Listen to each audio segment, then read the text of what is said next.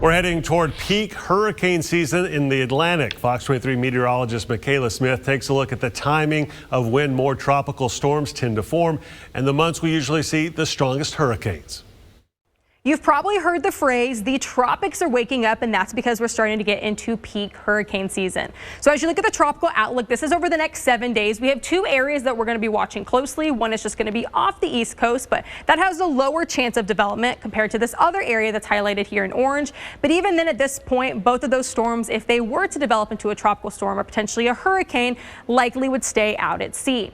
Now, as you look at this tropical frequency, though, kind of the number of storms we see per 100 years, you see it really starts to increase between about September 1st and October 1st. But where we are today, we're on that uptick and things starting to become a little bit more active. I want to point out here where we have our major hurricanes. That's going to be this kind of dark red color. Most of those major hurricanes that we see in the Atlantic every year comes between September 1st and October 1st. So we're not quite to that point just yet. But again, if it's common to hear people saying, oh, the Atlantic is starting to wake up, it's because we're getting into peak hurricane season.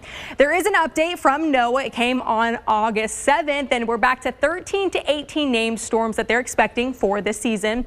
5 to 9 of those they're expecting to become a hurricane, and then out of those hurricanes, only 2 to 5 are expected to make major status, which means they have to hit either Category 3 hurricane or greater.